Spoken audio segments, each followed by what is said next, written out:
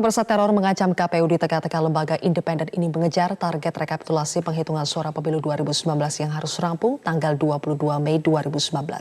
Bagaimanakah ancaman teror pada KPU baru-baru ini? Untuk membahasnya kami sudah kedatangan ada mantan Kepala Badan Nasional Penanggulangan Terorisme Ansyad Bai, dan juga nanti akan bergabung lewat sambungan telepon adalah Karo Penmas Divisi Humas Mabes Polri Brigjen Dedi Prasetyo. Saya ke Pak Ansyad terlebih dahulu. Pak Ansyad, selamat malam, apa kabar? Selamat malam, Assalamualaikum. Waalaikumsalam. Pak Ansyad, semakin mendekati tanggal 22 Mei ini semakin bertambah terduga teroris yang ditangkap oleh tim Densus 88. Polisi ini mengatakan mereka ini berencana meledakkan bom di tengah kerumunan massa di KPU pada tanggal 22 Mei nanti. Mengapa para teroris ini kerap memanfaatkan momen tertentu untuk melancarkan aksinya? Ya, khusus tanggal 22 ini ya. Jadi secara mendasar memang dari mindset teroris dan kelompok radikal ini, pemilu dan demokrasi itu adalah musuh paling besar, setan besar. Dan untuk itu jihad digelorakan. Jadi ini bagi mereka adalah top jihadnya untuk melawan demokrasi dan pemilu.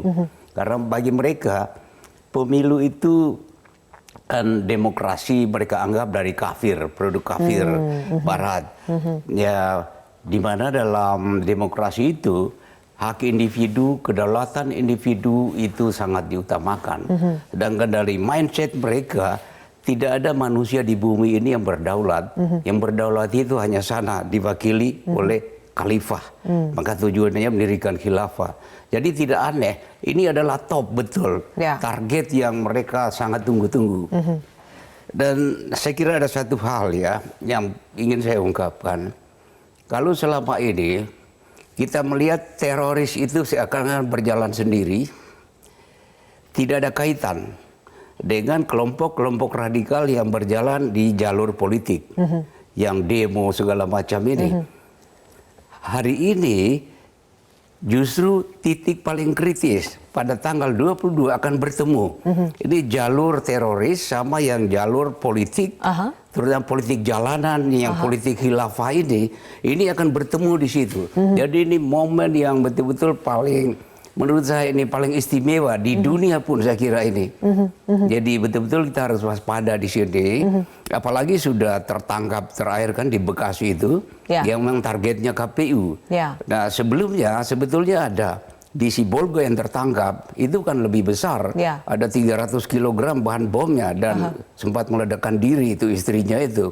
Itu targetnya juga Jakarta. Tapi kenapa Anda katakan kelompok radikal yang di jalan politik ini apakah memang Anda tahu kelompoknya atau bagaimana, Pak? Begini, ini sebetulnya dari induk yang sama. Ibu radikalisme itu adalah ibu kandung dari terorisme. Awalnya ini kan dari pikiran-pikiran radikal. Awalnya mungkin masih biasa ya, reaksi, respon terhadap situasi politik, realitas global sekarang ini, bahwa ini tidak adil, kenapa kita terpuruk, masyarakat muslim waktu itu ini di Mesir ya, dari tokoh-tokohnya Hasan al-Banna, itu Said Qutb, Al-Maududi, ini tidak adil. Ini sekarang kita dijajah, kolonialisme, kafir, sistem syariah sudah tergantikan oleh sistem hukum kafir. Ini yang akan ditabrak. Apalagi sistem politik, demokrasi mereka sama sekali tidak mau terima. Jadi dari pemikiran ini yang tadinya sebenarnya politik, bukan agama ini, politik, tapi ada kemudian sempalan-sempalan yang menganggap jalur politik ini terlalu lama, kurang efektif, menempuh jalan kekerasan. Ada mereka, jadi kalau kita lihat seperti contoh, seperti sekarang yang baru dibubarkan oleh pemerintah, itu di bawah ada unit-unit kekerasan di situ. Unit kekerasan ini sangat mudah berkolaborasi dengan teroris ini. Dan kita punya bukti, 2015, 2016, 2017, 25 orang dari kelompok jalur politik ini terlibat teroris. Saya kemukakan ini di depan sidang pengadilan di Jakarta Timur ketika gugatan HTI waktu itu dibubarkan. Kalau jalur politik, apakah berarti mereka juga terlibat dalam politik praktis, Pak? Apakah juga menjadi anggota dari kelompok partai politik tertentu? Iya, mereka menyusup di partai politik, ada juga hanya ormas, ada seperti HTI itu sebetulnya ya partai politik secara internasional itu. Bisa dicari di ensiklopedia itu. Hizbut Tahrir itu di Indonesia maupun luar negeri sebetulnya adalah partai politik yang tujuannya adalah merebut kekuasaan dengan kekerasan. Jadi Anda melihat tanggal 22 Mei ini dua kelompok ini akan bertemu ya? Iya, dan saya melihat justru elemen-elemen radikal dalam, saya tidak mengatakan ya semua yang people power itu pasti ya, tapi motornya saya lihat di situ. Karena di jalan-jalan, yel-yel itu tema-tema yang diusung itu persis tema-tema radikal. Bahkan itu persis sama dengan Syria. Kalau kita lihat misalnya seperti dulu, di Syria itu terjadi ya, itu pemerintah dibully habis, semburan hoak begitu, kemudian modelnya mirip Pak ya? Ya, modelnya sama ya, persis sama. Oke, Pak Ansyad ditahan dulu. Sekarang saya ingin menyapa Pak Dedi Prasetyo. Selamat malam, Pak Dedi. Selamat malam, assalamualaikum Mbak. Waalaikumsalam. Ya. Assalamualaikum Pak Dedi, ada penangkapan terduga teroris baru di Cibinong, Bogor dan juga Gresik, Jawa Timur. Apa perkembangan terbarunya Pak sejauh ini dari dua penangkapan tersebut? Ya, tentunya dari Densus 88 kita terus mengembangkan penangkapan terakhir ini Mbak ya. Jadi saat ini sudah 31 tersangka yang ditangkap selama bulan Mei ini. Perlu saya jelaskan bahwa dari 31 tersangka ini ada 5 kelompok Mbak. Yang pertama Jihad Lampung, ya ada 8 orang. Kemudian Jihad di Jawa Barat ada 8 orang. Kemudian Jihad di Bekasi ada 2 orang. Kemudian Jihad di Jawa Tengah itu ada 11 orang yang sebagian ditangkap di Jawa Timur dan sekarang masih dikembangkan juga. Karena sebagian besar Jihad di Jawa Tengah ini adalah kombatan Syria yang memiliki pengalaman tempur cukup lama di sana. Dan yang terakhir ini yang jauh justru lebih militan. Ini dulunya JAD, cuman sekarang udah pecah. Dia memiliki ajaran yang jauh lebih keras, mungkin Pak Ansyad Bay nanti bisa menambahkan, yaitu Firqoh Abdurrahman yang ditangkap kemarin terakhir di Cibinong. Ya, dari 5 kelompok tersebut ada 11 bom yang sudah siap ya untuk dilakukan amaliyah atau serangan aksi terorisme yang berhasil diamankan oleh Densus 88. Ya, untuk jaringan Firqoh Abdurrahman ini juga sudah mempersiapkan bom panci ya, yang tentu bahannya lebih banyak, lebih besar dibandingkan bom pipa atau bom botol. Jadi kalau misalnya yang diledakkan high explosive ini memiliki daya ledak dan fatalitas yang cukup besar jumlah korbannya yang diakibatkan akibat ledakan bom ini, Mbak. Begitu. Pak Dedi, ketika mereka ini berasal dari 5 kelompok yang berbeda, tetapi tujuannya bisa sama gitu, membuat aksi terorisme di tanggal 22 Mei. Apakah itu berarti ada koordinatornya atau bagaimana, Pak? Tiap-tiap kelompok ini dia memiliki amir masing-masing.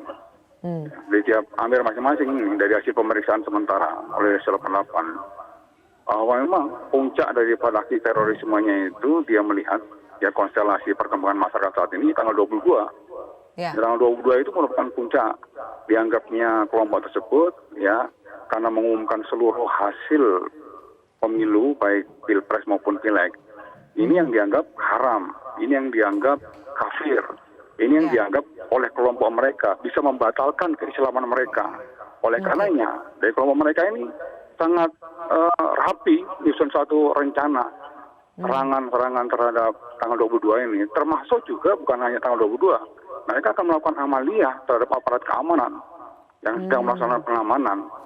Merebut senjatanya bisa terjadi seperti kejadian di Sri Lanka. Ya, melakukan serangan itu baik suicide bomber, kemudian bom-bom yang diletakkan di beberapa titik, kemudian juga kalau misalnya dia bisa merampas senjata, dia akan melakukan serangan terhadap masyarakat maupun aparat keamanan, seperti itu, Mbak. Baik, sudah terencana, sudah terorganisir. Nanti kita akan lanjutkan lagi, Pak Dedi dan juga Pak Ansyad. Kami harus jeda terlebih dahulu, pemirsa. Tetaplah bersama kami di Prime Time News. Pemirsa, kami lanjutkan dialog masih bersama dengan mantan Kepala BNPT, Bapak Ansyad Bay. Pak Ansyad, tadi kalau Pak Dedi menyebutkan ini ada 5 kelompok berbeda ya, Pak. Ada JAD Lampung, Jawa Barat, Bekasi, Jawa Tengah, dan katanya yang lebih keras begitu ya JAD pimpinan Aman Abdurrahman. Sebetulnya sepak terjang JAD yang terpisah-pisah ini seperti apa dan cara mereka bekerja bagaimana, Pak? Iya, sebetulnya setelah JI itu kelihatan menurun, ya muncul jadi bintang baru itu JAD. Tapi ini sebetulnya hanya kemasan baru ya. JAD mau ada jas, ada nama lain itu semua ganti baju. Mainstreamnya itu ya JI.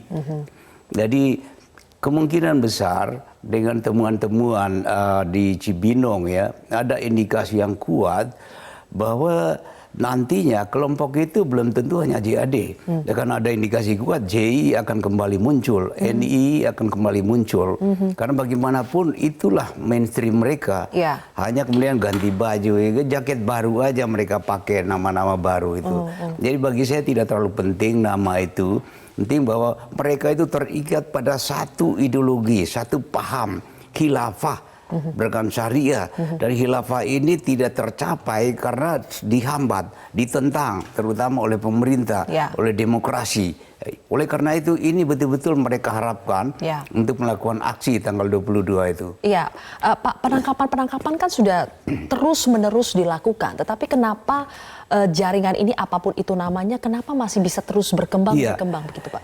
Ini gerakan bertujuan politik berdasarkan ideologi. Jadi namanya terorisme itu adalah radikalisme adalah ada dalam pemahaman secara umum politically, ideologically motivated violent. Kekerasan bermotifkan ideologi dan politik. Anda tahu kalau ideologi itu ditangkap orangnya mungkin tanpa militan dan banyak bukti yang keluar penjara bahkan kembali lagi ada yang sudah 2-3 kali ditahan. Jadi selama ideologi radikal ini berkembang, selama itu akan muncul aksi teror. Jadi jangan berharap. Jadi walaupun ya kita sudah menangkap semua itu, bukan jaminan bahwa tidak akan muncul. Seperti sekarang ini, tanggal 22 itu sudah tertangkap di Bekasi, bukan jaminan pada tanggal 22 tidak akan muncul. Bisa saja muncul satu kelompok yang istilahnya unpredictable. Dan itu udah sering pengalaman kita selama ini begitu. Lalu bagaimana Pak kalau muncul kelompok yang unpredictable ini? Jaminan keamanannya bagaimana ini? Ya justru di situ kita hanya bisa menghimbau masyarakat agar tetap waspada, tetapi tidak perlu takut. Aparat keamanan bekerja keras dan mereka akan efektif kalau ada dukungan masyarakat. Masyarakat banyak perannya untuk membantu. Hanya itu yang bisa kita kalau lakukan. Bapak lihat saat ini kan masyarakat juga terbelah Pak ya. Ada yang mendukung gerakan People Power, tetapi juga ada yang menolak. Justru di sini kritisnya. Jadi ketika ada satu kelompok massa, katakanlah People Power, yang tujuannya ini sama yaitu ingin merebut kekuasaan kan ini, merebut kekuasaan. Kemudian ternyata secara fair kalah dalam pemilu, mereka tidak akan terima, akan kembali pada mindset mereka bahwa demokrasi ini kafir. Nah, terorisme juga begitu tujuannya, kafir harus dihabisin. Jadi ini akan bertemu nih, yang gerakan jalur politik yang radikal ini dengan terorisme. Persis akan ketemu di sini. Oleh karena itu saya sangat sayangkan beberapa pihak ya, termasuk tokoh-tokoh di belakang yang menganjurkan People Power atau apa segala macam, mereka tidak sadar itu bermain mengikuti gendang radikalisme ini. Saya juga heran. Dan kan kasihan masyarakat. Masyarakat kita dihasut demikian rupa, datang seakan-akan mau jihad. Padahal ini adalah ambisi politik mereka yang terhambat oleh KPU perhitungan secara objektif. Mereka memainkan agenda daripada kelompok radikalisme yang sekarang bertemu dengan terorisme. Jadi ini bermain di dalam api, jadi bahaya Pak ya? Ya, dampaknya sangat untuk bahaya. negara nanti. Dan ya sekarang saya lihat api itu sudah membakar tokoh-tokoh di belakang ini. Sudah ada yang ditangkap polisi, sudah ada yang ditahan, ada yang dipanggil, ada yang lari. dan masih tentu polisi masih akan bekerja lagi. Saya kira masih ada lagi yang ditangkap. Nah, jadi untuk apa masyarakat ikut-ikut itu? Ya. Pemimpinnya semua berurusan dengan hukum. Artinya itu salah. Ya, yang dituntut kalau mau tuntut ya ada kecurangan, sudah ada jalurnya akan terbuka. Kalau di luar jalur itu, jalur konstitusi, lah ini inkonstitusional namanya. Ya makar, kan sudah banyak yang kena ya, kategori makar di situ. Jadi Anda makar. menilai ambisi politik ini membodohi masyarakat dan bisa berujung pada gerakan radikalisme. Betul, bukan kalau hanya membodohi Mas Bening, membodohi dan menjerumuskan masyarakat. Itu ambisi politik mereka, kelompok tertentu, masyarakat ini yang disuruh untuk berkorban. Ya. Anda bisa bayangkan, kalau dalam kerumunan massa datang itu apalagi dengan situasi panas, teriak-teriak dengan anjuran kekerasan segala macam, pas orang lapar, bulan puasa gini, apa yang akan terjadi?